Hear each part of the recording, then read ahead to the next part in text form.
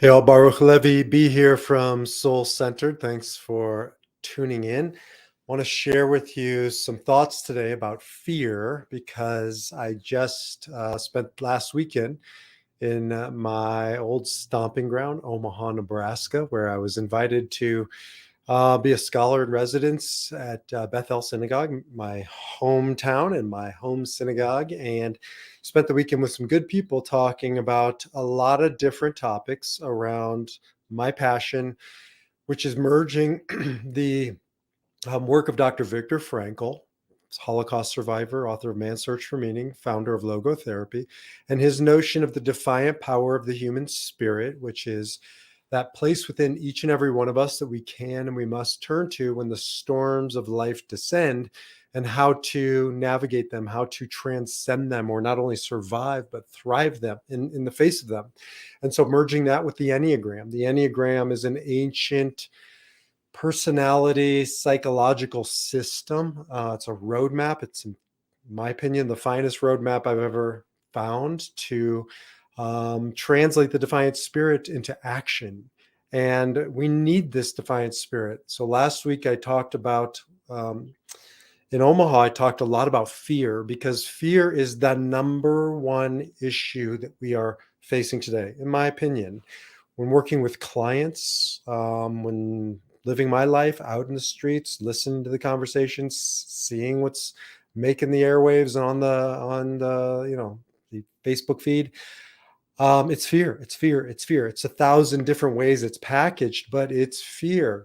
The truth of the matter is, this is not a new phenomenon. Yes, there's a lot to be afraid of right now between pandemics and wars and economy and environment. It's true. Fear is real, but fear has been around since the beginning of time.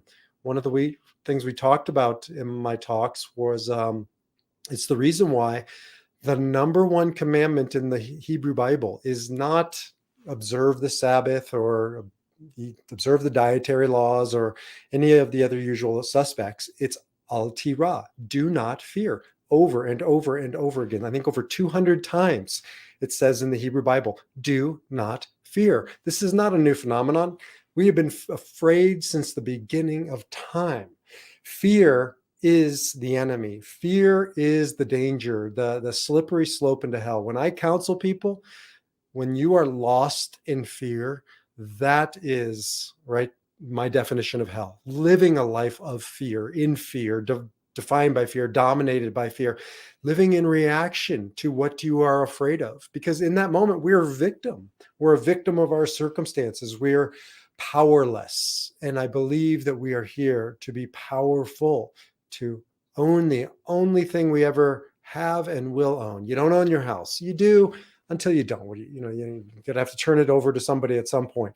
All the things, all the stuff, all the accolades. But the one thing you own, which is what Dr. Frankl teaches, is that you have the ability to choose your response to life. That's the power, right? That's the power that we have that nobody can take away from us. The Nazis couldn't take it away from Frankl in the Holocaust. They could take away his wife and they murdered her, and they took away his parents, murdered them, and his whole world, stripped him of his profession, of his title, of his books, of his accomplishments. But the one thing they couldn't take from him or any man or woman throughout history is the defiant power of his spirit, his ability to choose his response.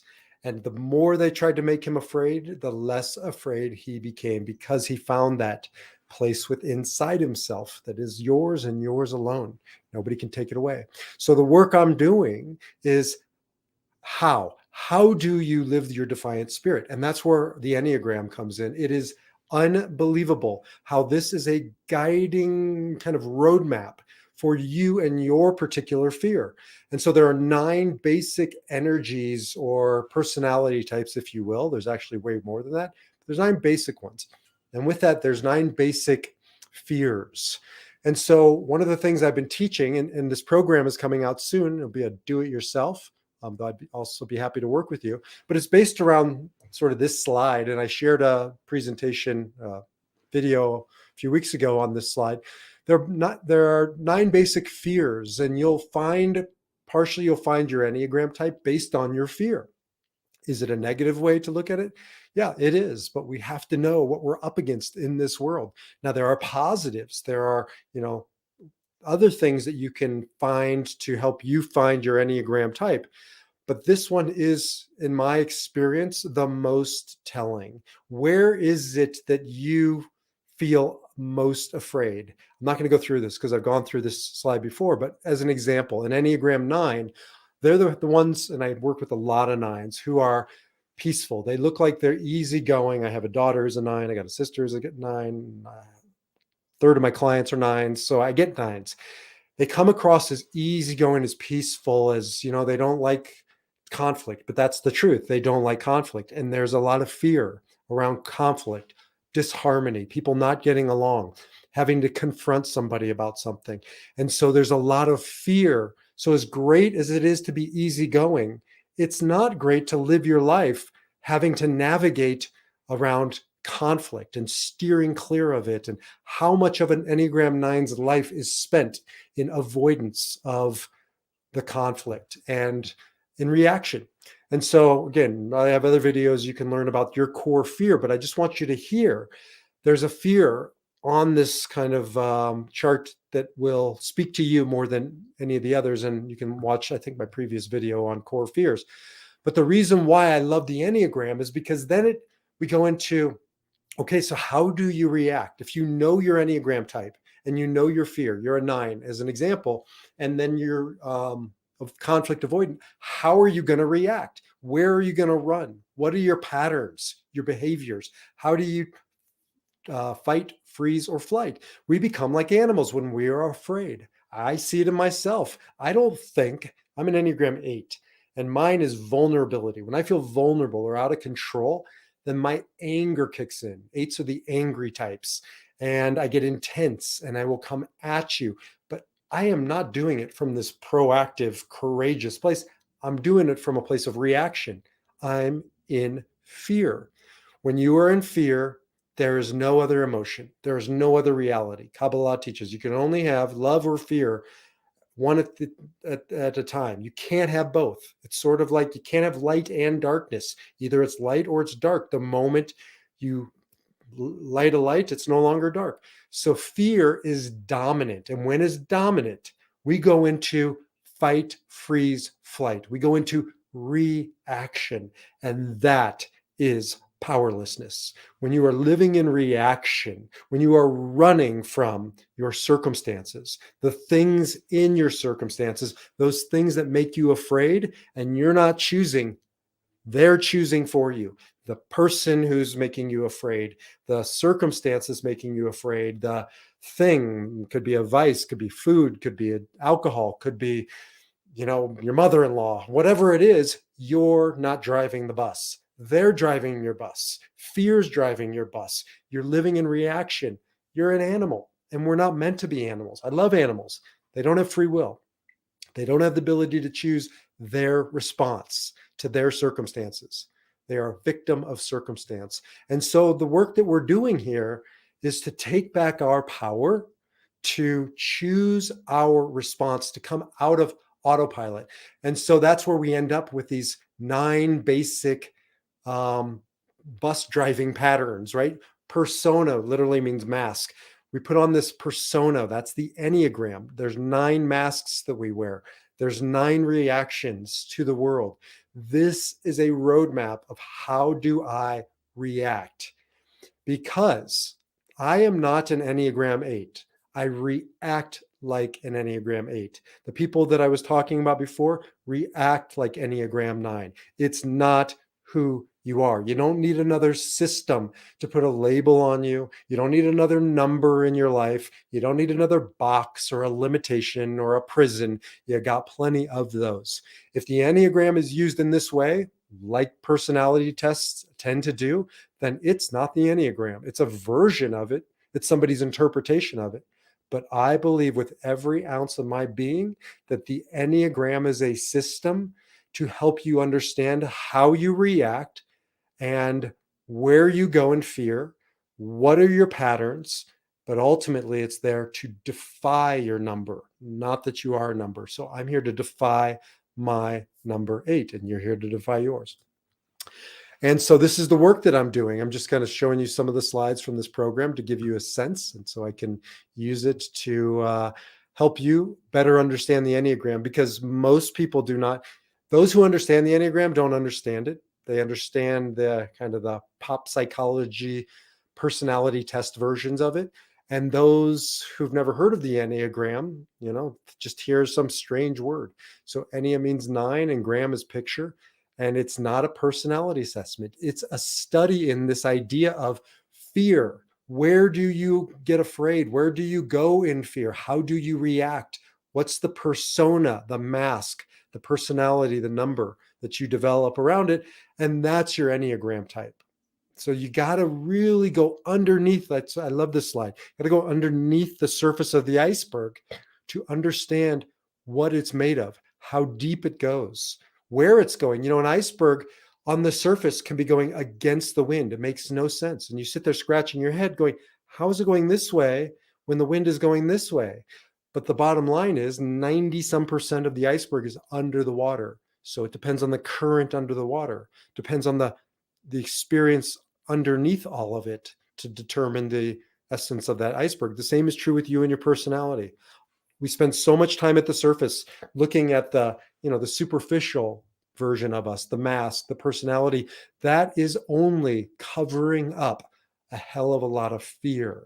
And so the work of the Enneagram is to go underneath the fear, below that and below that and below that, to get to the bottom, to get to the source, so we can start moving through your fear, understanding it, taking back your power from all of those things that you give it to. And in the end, you give your power away. Nobody takes it from you, right? The Nazis couldn't take it from Viktor Frankl because he wouldn't give it away. And this is part of the work that I do with people, especially grown adults, sophisticated human beings who understand eventually nobody made them feel anything. You chose to feel bad. You chose to feel small or to feel weak or to feel powerless because you gave your power away.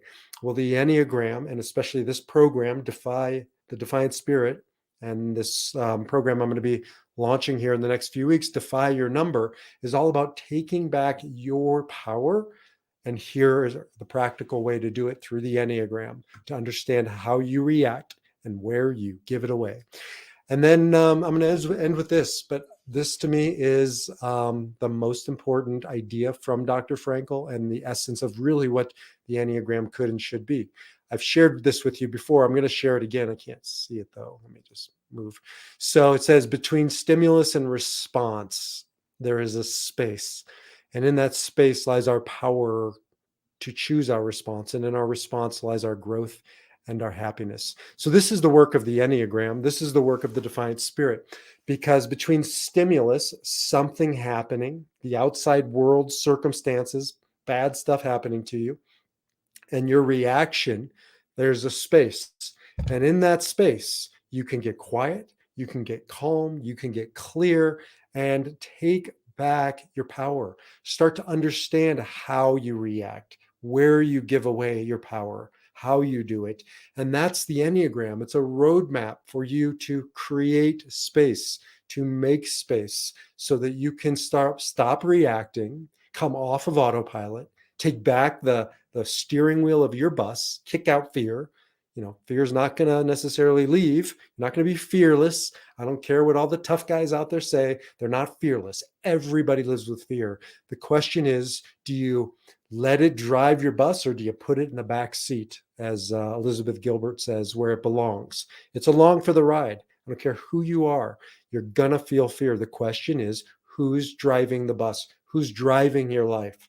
And so you can fear less and you can live more by understanding where you lose your ability to respond, where you start reacting in your life, where you become a victim, how you become a victim.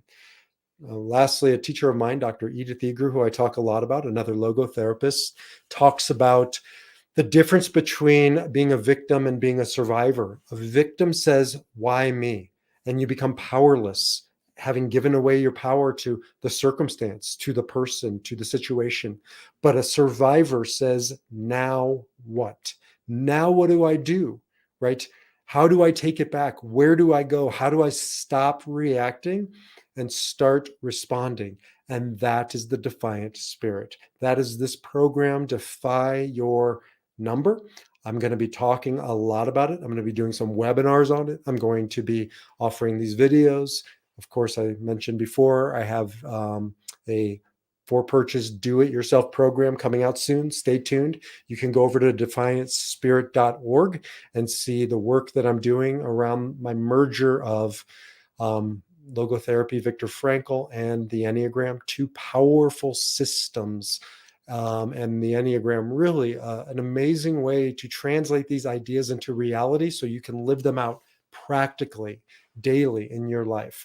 And that's what I would love to offer you. So keep defying your number, whatever that number is, your personality, your persona, the ways you react, and keep living your spirit, choosing your response to life, because that is ultimate power. That's the only power.